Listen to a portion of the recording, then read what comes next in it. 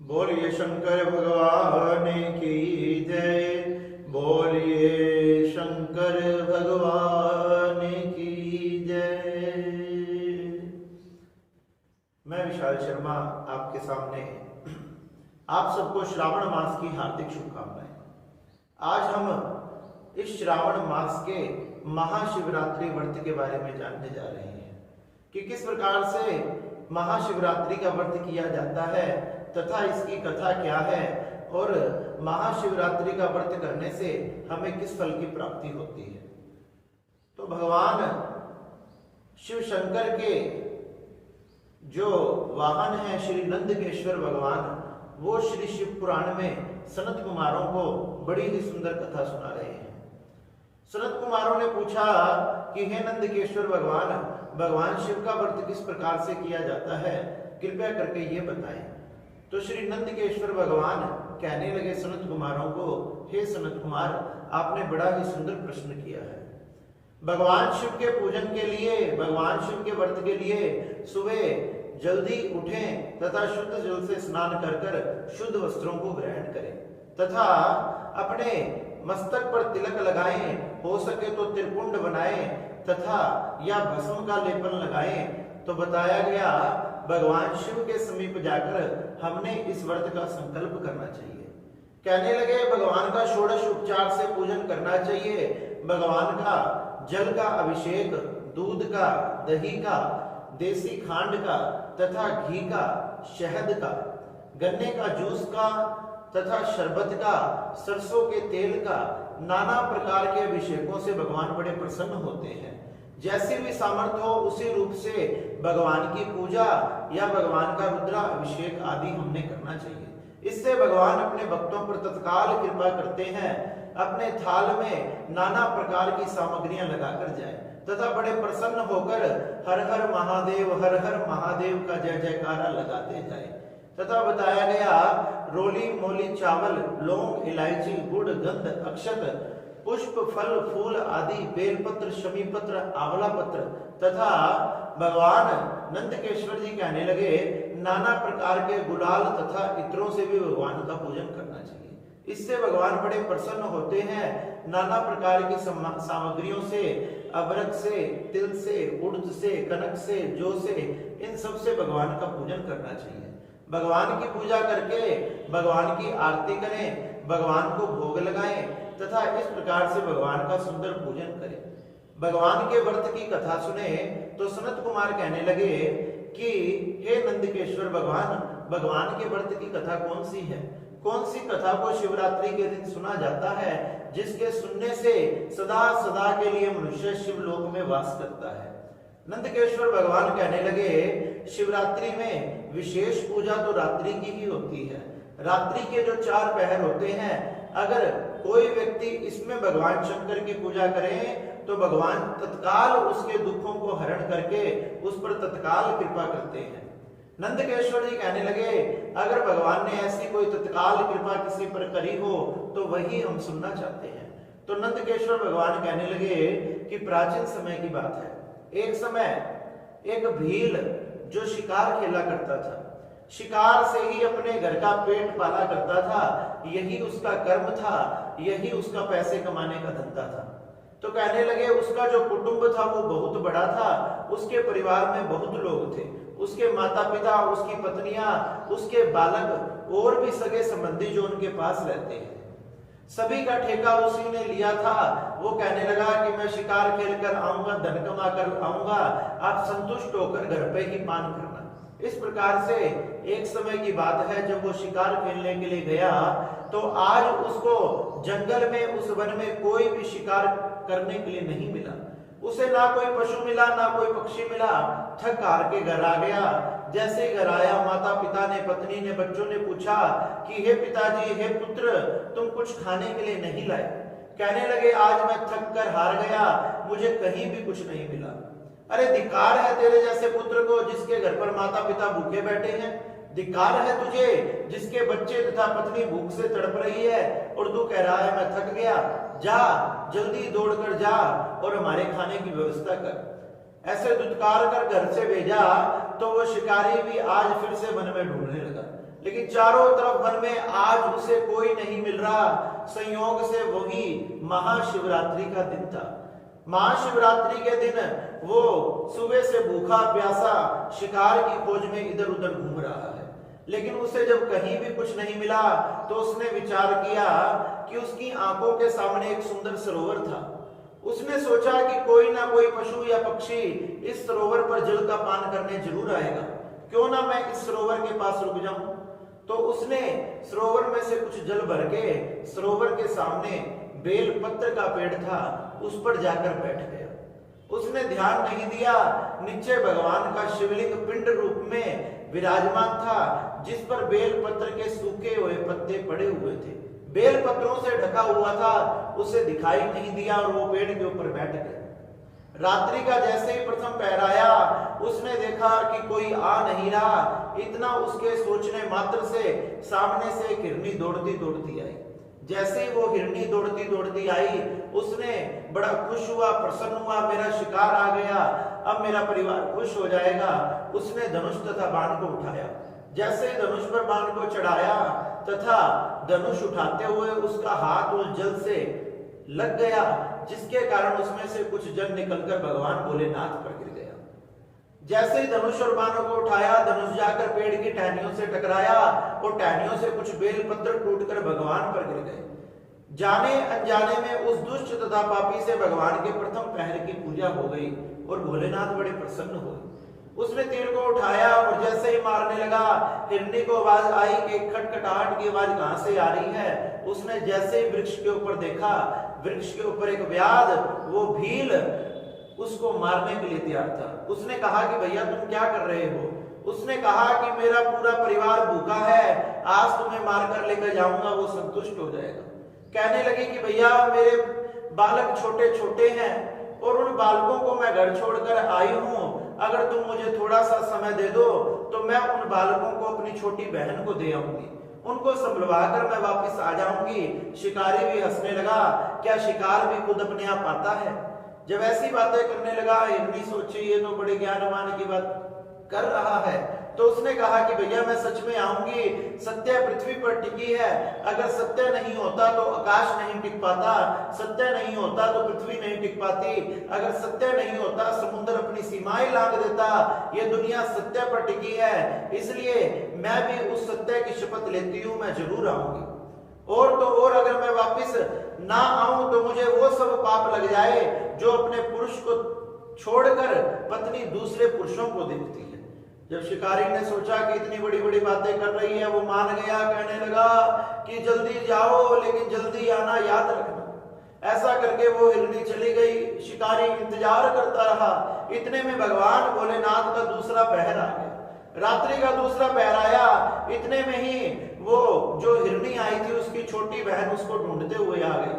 जैसे ही सरोवर से जल का पान करने लगी, देखने लगी मेरी बहन तो नहीं है। इतने में ही शिकारी ने धनुष और बाण को फिर उठाया।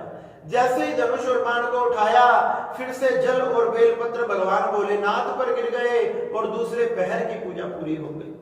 उसने भी आवाज सुनी कि आवाज कहां से आ रही है। देखने लगी, अरे यार तुम ये क्या कर रहे हो, अरे मैं तुझे मारकर अपने परिवार को संतुष्ट करूंगा, वो सुबह से भूखा है, बेचैन है।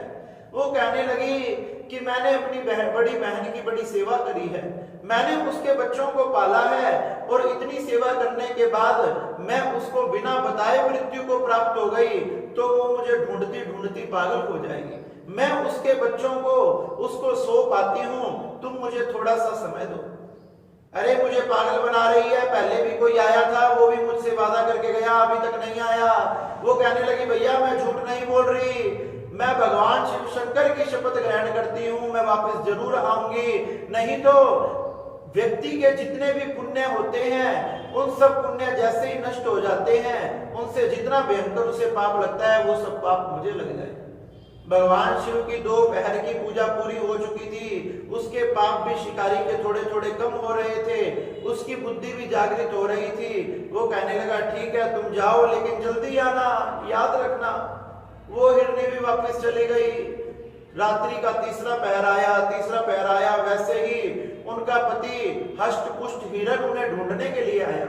जैसे ही ढूंढने के लिए आया, चारों तरफ देखा कि वो तो नहीं है, लेकिन जल का पान करूं।